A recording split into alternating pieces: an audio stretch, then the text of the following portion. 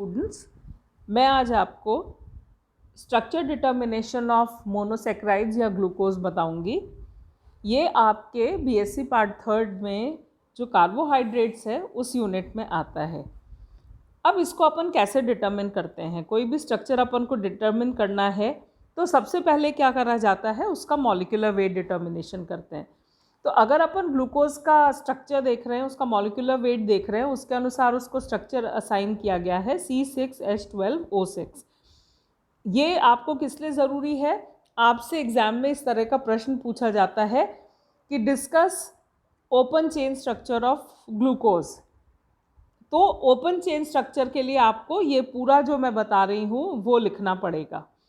तो जो इसका मॉलिक्यूलर वेट आया उसके बेसिस पे इसका स्ट्रक्चर दिया जा रहा है C6H12O6। अब इसके बाद इसमें क्या करे जाएंगे? इसके रिडक्शन रिएक्शन। इसका रिडक्शन रिएक्शन कर रहे हैं, कैटलिस्ट की प्रेजेंस में अगर इसकी अभिक्रिया की जाए तो ये बनता है C6H14O6। ये बन रहा है हेक्साहाइड्रिक अल्कोहल। और इसको फर्दर अपन रेड फॉस्फोरस और HI के साथ में अभिक्रिया कर रहे हैं तो ये नॉर्मल हेक्सेन का फॉर्मेशन हो जाता है। तो इससे क्या पता चल रहा है कि इसमें 6 कार्बन एटम हैं एक अनब्रांच चेन में। लगातार हेक्सेन बन रहा है तो इसका मतलब क्या हुआ कि इसमें 6 कार्बन एटम हैं एक अनब्रांच चेन में। सेकंड जो इसकी अभिक्रिया करते हैं वो इसका रिएक्शन करते हैं विद HCN। तो HCN के साथ अभिक्रिया कर रहे हैं तो ये बन रहा है ग्लूकोसाइनोहाइड्रेन। इसमें क्या हो रहा है, ऊपर का एक मॉलिक्यूल है वो एक मॉलिक्यूल HCN का ऐड हो रहा है। इसका मतलब क्या है कि इसमें एक ही अल्डिहाइड या कीटो ग्रुप जुड़ा है। अगर एक से ज़्यादा होता तो ज़्यादा अमाउंट ऑफ HCN यूज़ होता, क्योंकि एक मोल ही HCN का इस्तेमाल हो रहा है। इसका मतलब है कि इसमें एक ही अल्डिहाइड या कीटो ग्रुप है। और इसका अगर NH2OH के साथ में अपन रिएक्शन करा रहे हैं तो ग्लूकोज ऑक्सीम का फॉर्मेशन हो रहा है। तो ये रिएक्शंस अपने को शो करते हैं इसके बेसिक स्ट्रक्चर के बारे में। उसके बाद में अगला इसका रिएक्शन किया जाता है ऑक्सीडेशन रिएक्शन। अगर इसका ब्रोमीन और वाटर की प्रेजेंस में इसका ऑक्सीडेशन करें तो ये बनता है C6H12O7। मोनोकार्बोक्सिलिक एसिड का फॉर्मेशन होता है। मोनोकार्बोक्सिलिक एसिड का फॉर्मेशन का मतलब होता है कि same number of carbon atoms on glucose हैं। ये रिएक्शन ये इंडिकेट कर रहा है कि इसमें same number of carbon atoms हैं एज ग्लूकोज। फिर इसको अगर अपन डाइल्यूट HNO3 से ट्रीट कर रहे हैं तो ये बन गया C6H10O8। डाइकार्बोक्सिलिक एसिड बन रहा है without loss of carbon atom, indicating glucose has primary alcohol. मतलब इसमें इस क्या इंडिकेट कर रहा है कि इसमें प्राइमरी अल्कोहल CH2OH एक एंड पर मौजूद है। ये रिएक्शन डाइकार्बोक्सिलिक एसिड का फॉर्मेशन। तो इसका मतलब क्या हुआ कि एसिड इसमें properties of a carbonyl compound नहीं, this acid does not possess properties of a carbonyl compound, therefore glucose में क्या है, अल्डिहाइड ग्रुप है। तो इस रिएक्शन से ये प्रूफ हो रहा है कि ग्लूकोज में अल्डिहाइड ग्रुप है। फिर इसका अगर रिएक्शन करा रहे हैं कि पेंटा एसिटाइल ग्लूकोज का फॉर्मेशन हो रहा है, this shows presence of 5 alcoholic group in the glucose. CH3CO2O के साथ में रिएक्शन कर रहे हैं तो ये 5 सब्स्टिट्यूट हो रहा है। तो इसका मतलब क्या हुआ कि 5 इसमें OH ग्रुप हैं जो कि OAC से सब्स्टिट्यूट हो जा रहे हैं।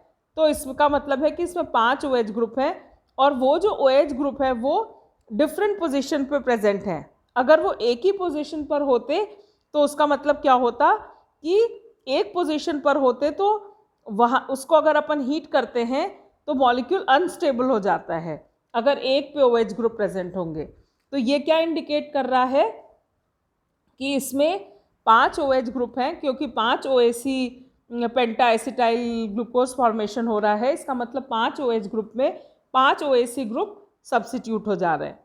तो ये इसके कुछ रिएक्शंस हैं जो इसके प्रॉपर्टीज शो कर रहे हैं। तो सबसे पहले अपन ने इसमें क्या किया, ओपन चेन स्ट्रक्चर का डिटर्मिनेशन किया कि ओपन चेन स्ट्रक्चर में कि इसमें एक चेन है 6 कार्बन एटम की, जो कि ये जो इसमें रिएक्शन है ये इसके रिएक्शन से अपने को प्रूफ हो रही है। ये देखिए, ये इस वाले रिएक्शन से प्रूव हो रही है कि इसमें 6 कार्बन एटम की एक स्ट्रेट चेन है, जो मैंने आपको फर्स्ट बताया था, एन हेक्सेन का फॉर्मेशन हो रहा है। फिर जो सेकेंड रिएक्शन था HCN के साथ में जो अभिक्रिया थी कि इसमें एक पोजीशन पर CN ग्रुप सब्स्टिट्यूट हो रहा है। इसका मतलब है कि इसमें या तो अल्डिहाइड समूह है या कीटो समूह है।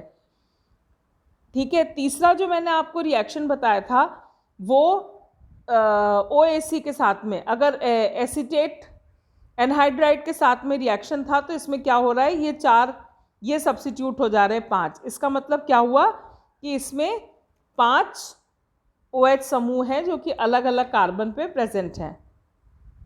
फिर इसका ब्रोमीन और वाटर के साथ में जो ऑक्सीडेशन रिएक्शन है वो क्या बन रहा है, ये ग्लूकोनिक एसिड बन रहा है। एक पोजीशन पर यहाँ पर COOH ग्रुप सब्स्टिट्यूट हो जा रहा है।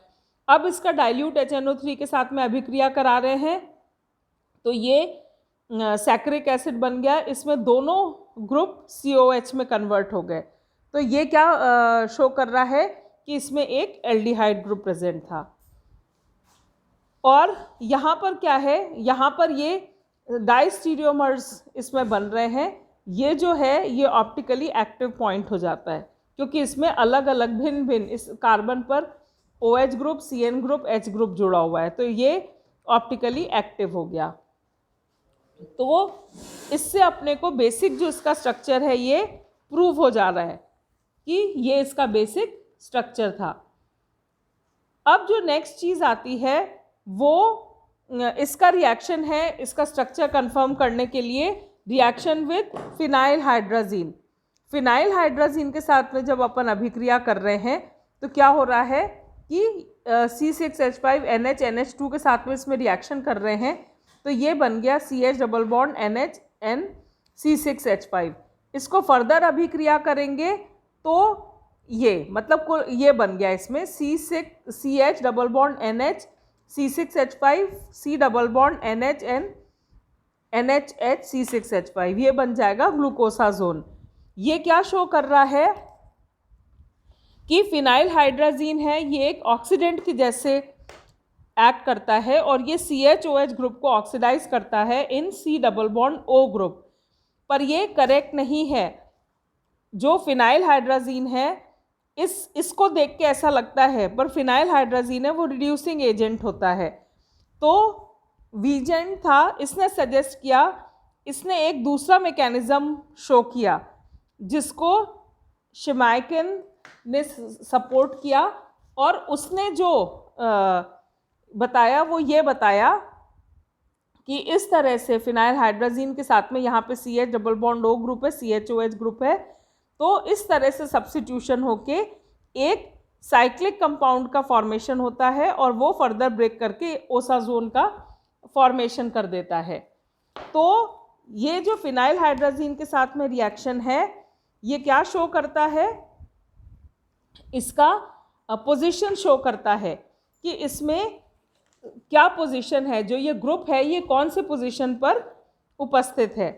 तो इसके बेसिस पर, इन रिएक्शंस के बेसिस पे ये स्ट्रक्चर दिया गया जिसमें कार्बन के 6 की श्रृंखला थी और यहाँ पे पहला जो कार्बन है